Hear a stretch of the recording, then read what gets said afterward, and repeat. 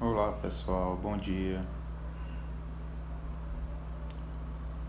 Nós vamos agora dar início a mais uma explanação do Evangelho segundo o Espiritismo, essa atividade do Lar Espírita Casa do Samaritano, que ocorre 3 vezes durante a semana. Certo? Aqueles que não me conhecem, eu me chamo Alan Coach, colaboro com essa atividade e hoje nós vamos conversar um pouco sobre mais um tema do Evangelho. Queria aqui, como de praxe, pedir àqueles que assim desejarem, podem colocar um copo com água próximo de vocês, para que ela seja magnetizada com boas energias, energias salutares para cada um de nós. Enquanto mais alguns colegas chegam para acompanhar a transmissão, eu vou lendo uma mensagem do livro Espírito da Verdade, uma mensagem de André Luiz. Não condene, ajude ao outro, cultive serenidade, use os próprios recursos para fazer o bem, proceda com bondade, sem exibição de virtude. Seja qual for o problema, faça o melhor que você puder. Não admita a supremacia do mal. Fuja de todo pensamento, palavra, atitude ou gesto que possam agravar as complicações de alguém. Ouça com paciência e fale amparando. Recorde que amanhã você talvez esteja precisando também de auxílio e, em toda situação indesejável, mesmo que o próximo demonstre necessidade de reprimenda, observe, conforme a lição de Jesus, se você está em condições de atirar a pedra. Bom, gente, mais uma vez bom dia a quem chegou agora. Nós estamos nessa atividade de reflexão sobre a passagem do Evangelho segundo o Espiritismo. Eu me chamo Alan Coach. Aqueles que puderem, depois me dar um retorno, caso o áudio falhe ou a transmissão, então peço que me avisem. Eu vos convido agora a fazermos a nossa prece para iniciarmos o nosso diálogo da manhã de hoje. Aqueles que desejarem podem fechar os olhos. Não é nenhum ritual, é apenas para auxiliar na concentração. Senhor da vida, espiritualidade amiga, mais uma vez obrigado por essa oportunidade de estudo e aprendizado. Obrigado por mais um dia que se inicia. Te pedimos, Pai, a tua bênção, misericórdia, e te agradecemos por cada oportunidade de aprendizado, cada oportunidade de engrandecimento. Que consigamos cada vez mais fortalecer a nossa fé em Ti e utilizarmos os Teus ensinamentos no nosso dia a dia, na nossa conduta. Obrigado, Pai. Fortalece-nos diante das dificuldades. Mais uma vez, te agradeço por tanta misericórdia, Senhor.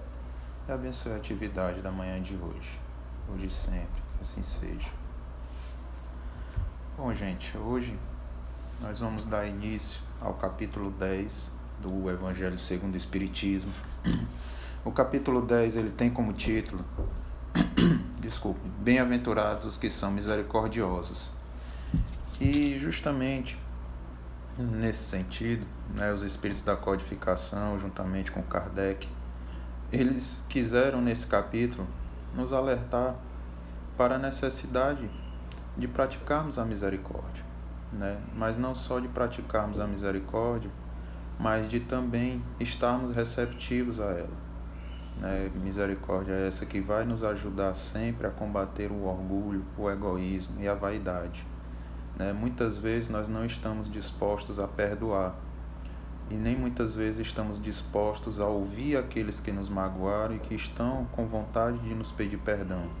Então, por isso, nós devemos ter nessa cautela, essa sabedoria, de que além de sermos misericordiosos, nós devemos oportunizar o nosso irmão a sempre se desculpar conosco, deixando de lado orgulhos, mágoas e egoísmos.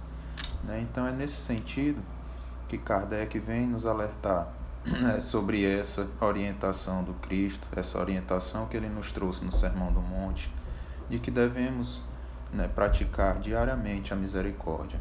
Então, dando início ao capítulo 10, a primeira mensagem, ela vem justamente com o título Perdoai para que Deus os perdoe, que será a mensagem que servirá de tema para o nosso diálogo da manhã de hoje. E como nós sabemos, né, nós enquanto espíritos em evolução, estamos sempre buscando o nosso avanço moral, né? E o Evangelho segundo o Espiritismo, ele tem todas as bases necessárias para que a gente consiga construir esse avanço.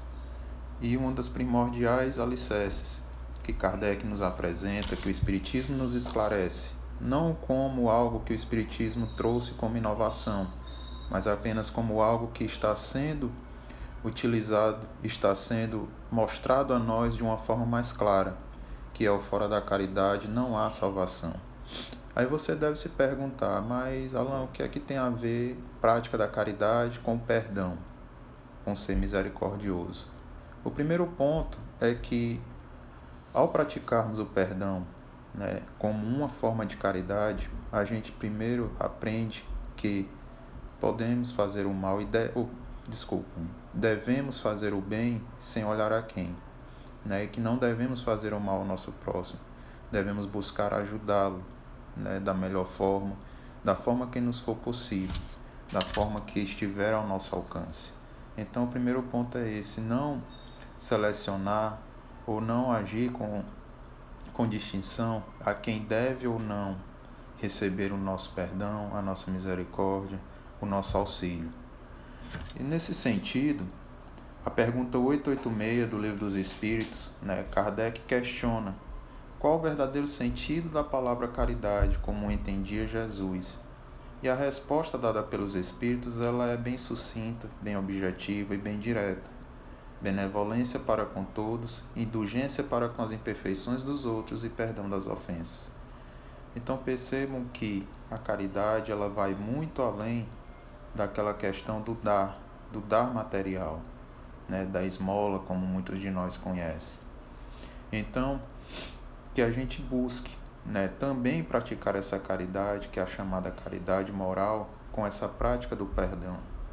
Né? E é justamente aí os Espíritos complementam que isso deve ser empregado em todas as nossas relações. Todas as vezes que estivermos em contato com algum semelhante nosso, nós devemos empregar isso. Né? Não apenas com aqueles que consideramos nossos amigos, os nossos familiares, aqueles que queremos bem. Praticar a caridade, praticar o perdão, ser misericordioso, ser indulgente, benevolente, deve ser aplicado a todos, sem distinção. E é justamente aí que a terceira parte do Livro dos Espíritos vem nos esclarecer justamente isso que Jesus tanto nos trouxe, né, quando em sua passagem pela Terra, que ele veio nos esclarecer sobre a lei de amor. Veio como um contraponto, não para anular ou se opor à lei, né, trazida por Moisés, aquela tão conhecida do olho por olho, a lei de justiça.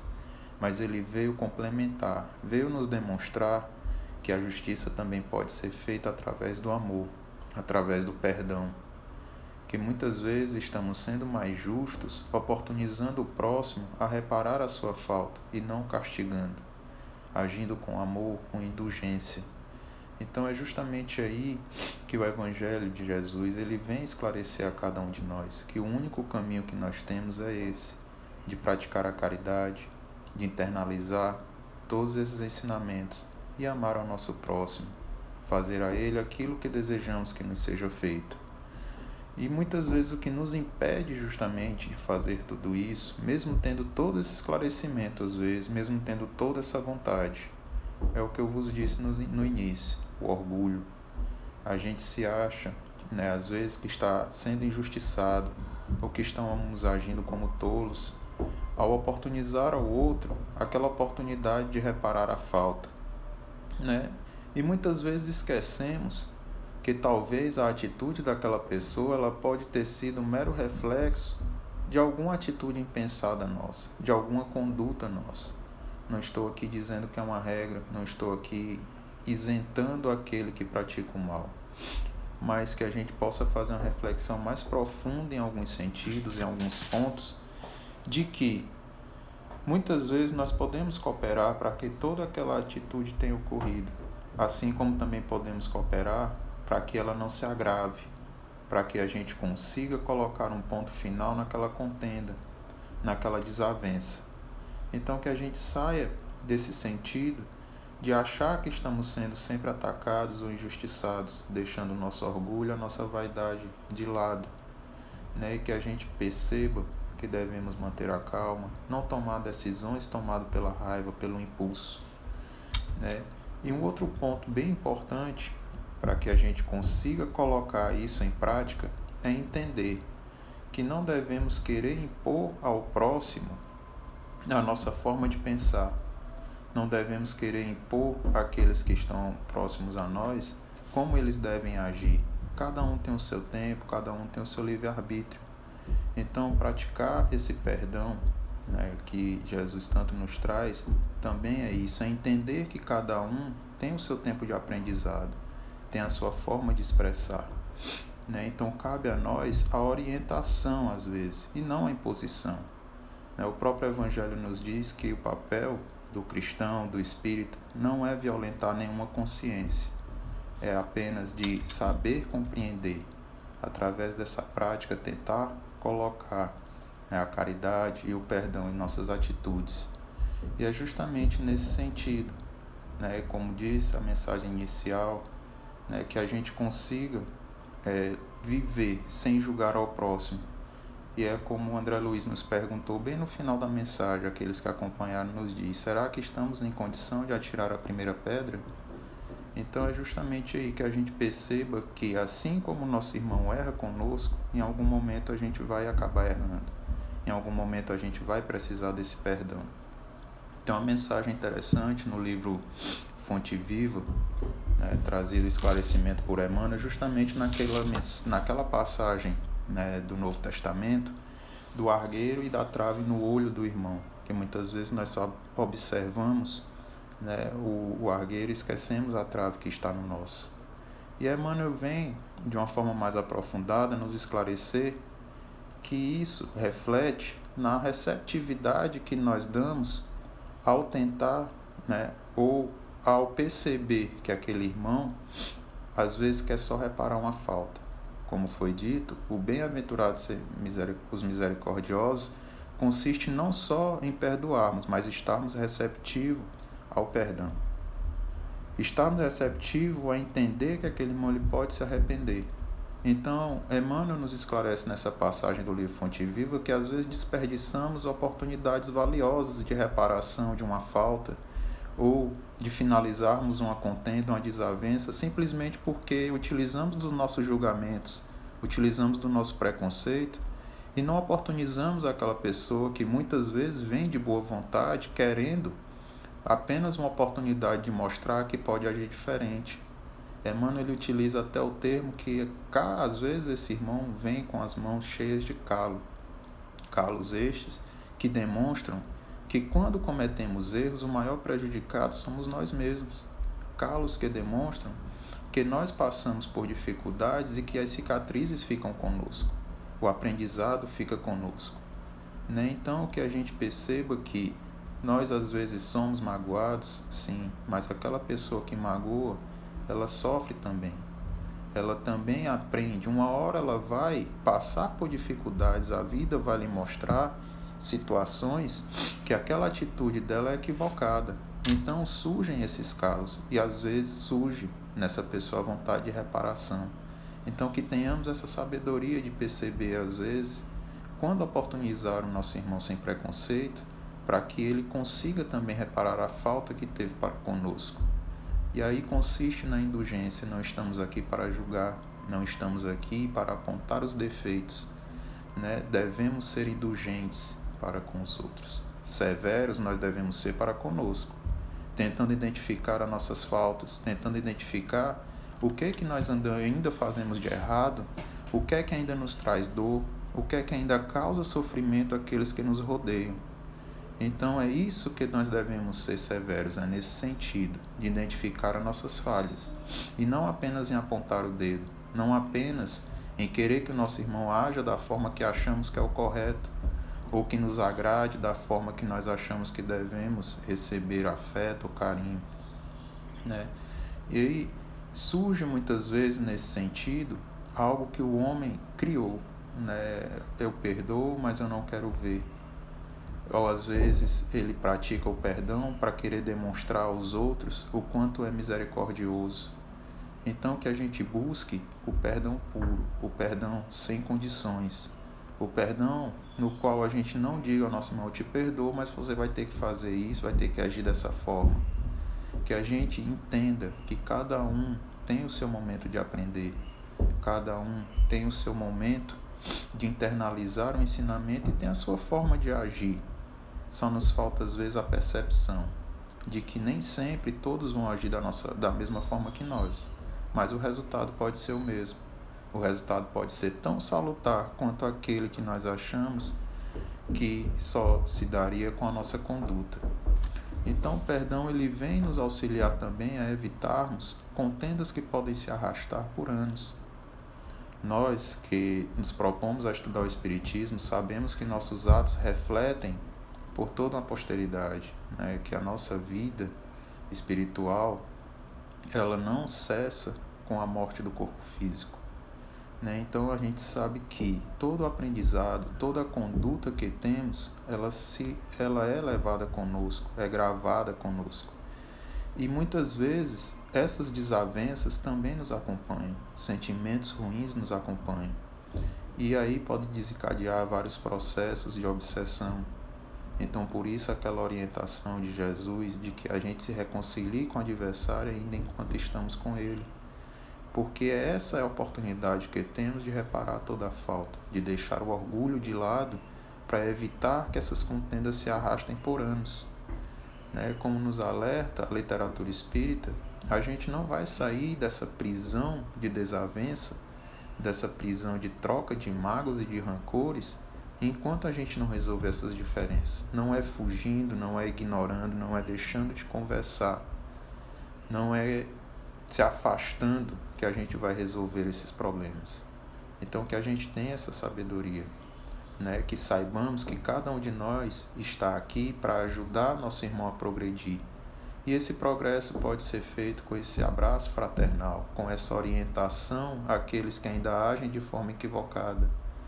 Mas, como eu disse, uma orientação despretensiosa, não no sentido de impor, mas apenas de mostrar a ele que talvez se ele agir diferente, as coisas possam ser diferentes, no sentido de fazer a ele e aqueles que estão ao redor sofrerem. Então, que a gente consiga agir dessa forma, né? Por isso Jesus vem justamente nos dizer, né, que a gente não deve utilizar o Evangelho para julgar e que a gente deve entender que o amor cobre uma multidão de pecados, né? Aquele amor que abraça fraternalmente aquele que nos magoou. Nós não precisamos tê-lo como alguém do nosso ciclo familiar ou como alguém que amamos muito. Nós apenas precisamos entender que não devemos deixar aquela atitude ou aquela desavença tomar conta da nossa vida, do nosso objetivo de vida, né? Que a gente esqueça esse mal que fizeram para conosco e que a gente prossiga sem desejo de vingança, sem desejo de humilhar aquele que nos magoou, né? E para isso, muitas vezes, é necessário também a gente se perdoar, a gente perceber que também podemos ter agido de forma equivocada. Aquela história do só damos o que temos. Então, para que a gente perdoe alguém, a gente primeiro precisa se perdoar em algumas atitudes equivocadas nossas, refletir em alguns pontos que nós podemos ter colaborado e tentar agir diferente.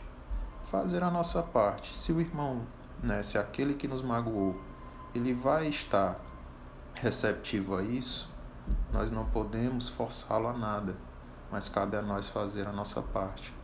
Tem um caso interessante no livro Missionários da Luz que retrata justamente que o maior prejudicado com o perdão, com a não praticar o perdão, somos nós mesmos, né? Nesse sentido, André Luiz nos relata o caso de Segismundo, quando ele, né, na última encarnação, acabou prejudicando Raquel e Adelino.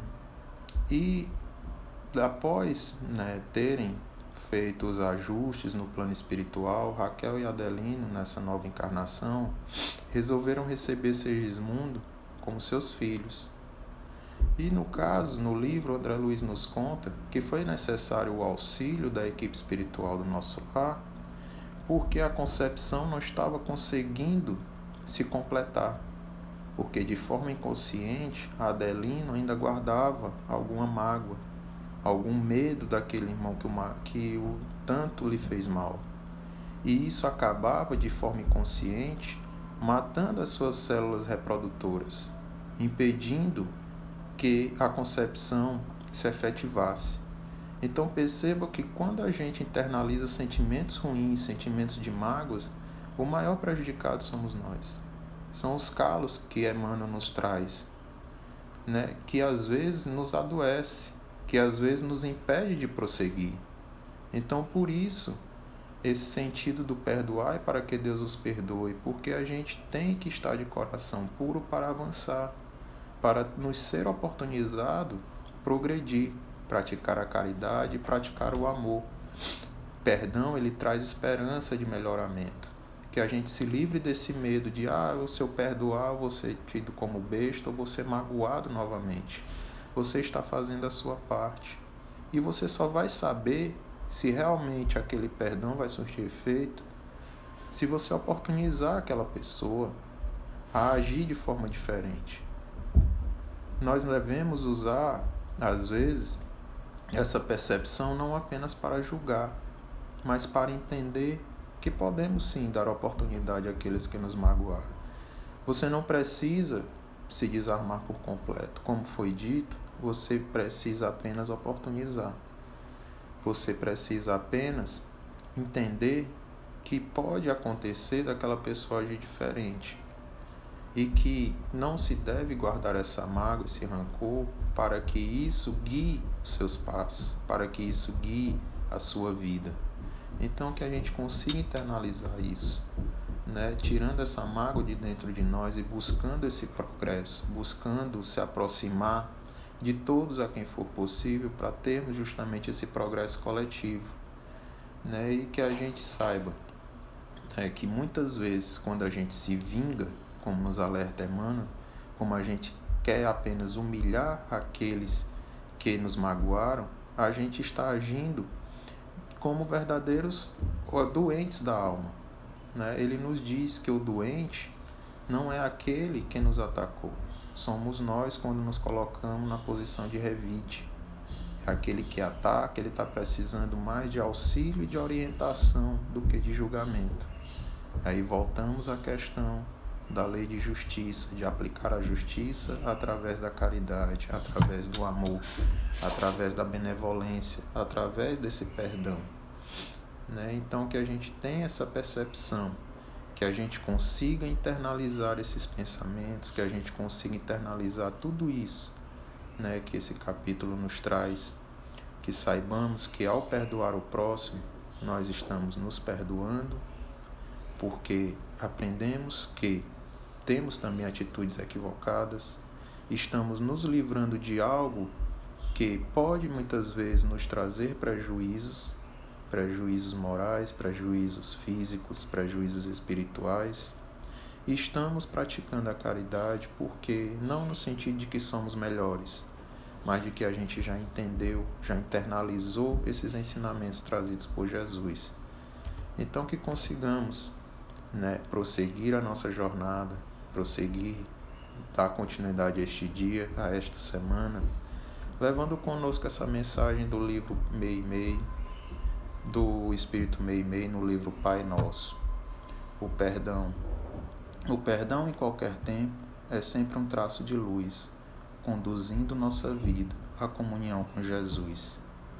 Então, eu acho que esses pequenos versos nos trazem um resumo substancial de tudo o que conversamos hoje, né? Principalmente quando ele diz, conduzindo a nossa vida à comunhão com Jesus, que a gente só vai conseguir esse progresso buscando aplicar esse perdão caridoso, esse perdão que se reflete em amor, esse perdão que nos livra de contendas que só nos prejudicam.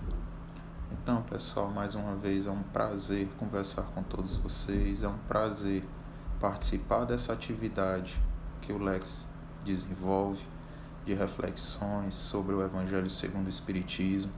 Espero ter colaborado de alguma forma, né? Eu vos convido agora a fazermos a nossa prece de encerramento para que a gente consiga dar continuidade ao nosso dia, à nossa semana, de uma forma harmônica, né? Refletindo sobre tudo que foi dito, sobre tudo que o Evangelho nos coloca, né? Que a gente consiga, sobretudo, não só entender, mas fazer disso uma conduta diária, uma conduta das nossas vidas.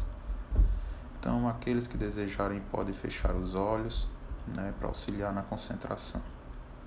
Pai de infinita bondade, mais uma vez te agradecemos, Senhor, por tanta misericórdia, por tanta oportunidade de aprendizado, que saibamos aplicar teus ensinamentos na nossa vida, no nosso convívio familiar, no nosso convívio de trabalho, de amigos.